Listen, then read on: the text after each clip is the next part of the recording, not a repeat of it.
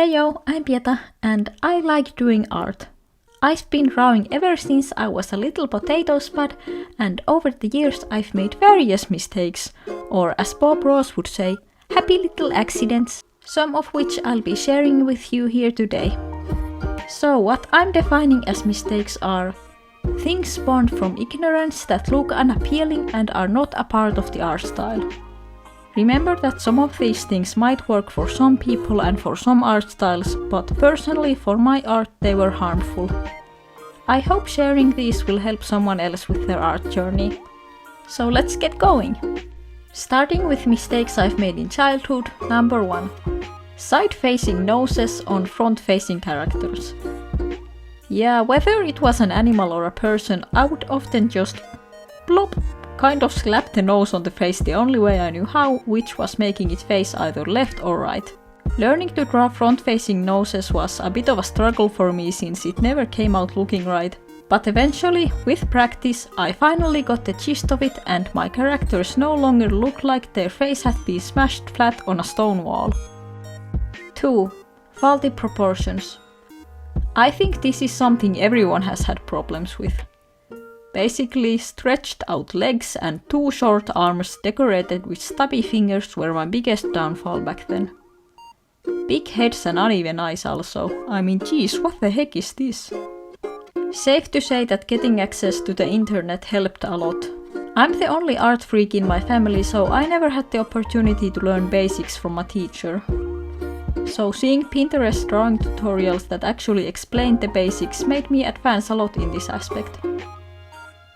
I've actually seen some people claim that using tutorials and references is cheating, but no. Tutorials and references have saved my life. You can't learn to do better if you never seek out any guidance.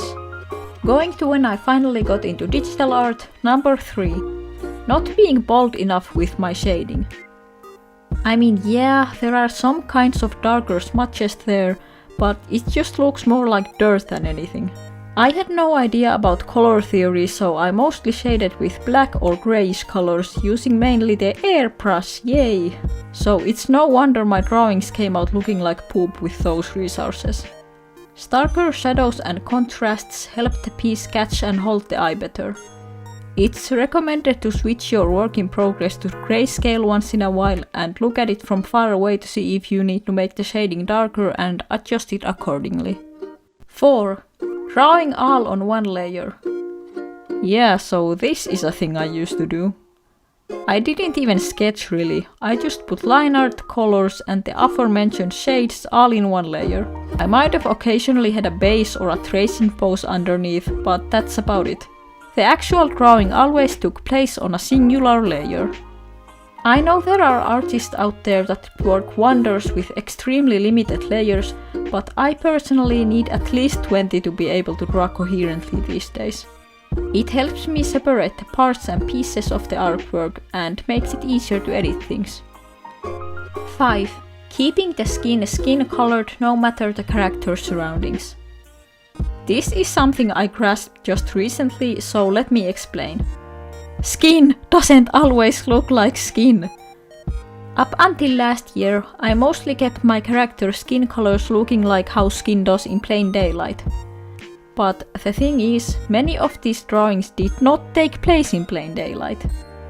The truth is that skin, along with every other material, can and will look different depending on the lighting and place it's in. For example, in this piece the skin looks purplish and almost grey because the atmosphere is a dark underwater scenery. Now, if you use this color for skin in a daylight setting, it wouldn't really look normal, but here it does. The context matters. Same here, where the skin is tinted more red because of the bright yellow light. I've been studying surface scattering on skin recently, and I recommend taking a look at it. In short, the color and amount of light and the surroundings affect how the skin will look like.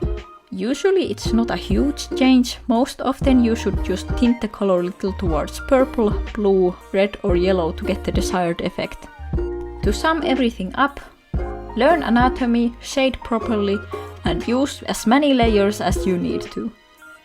I'm still not 100% happy with my art, and I'm sure I still make a bazillion so-called mistakes on every piece, but I'm working on my skills every day. And in the end, mistakes are just little steps towards success. But also, remember that learning is not the only reason we should create. We should create because it's fun. And if you really don't want to fix your happy little accidents and only draw for the fun of it, go ahead! It's your art and no one else's to define. So don't be afraid to make mistakes, be kind to each other, and why not pop out a few tutorials if you know how to do something really well? I'm sure there are countless little potato spuds out there who are just starting and would like some tips. But that's all I have for you today. Have a nice day and hopefully I'll see you again. Bye bye!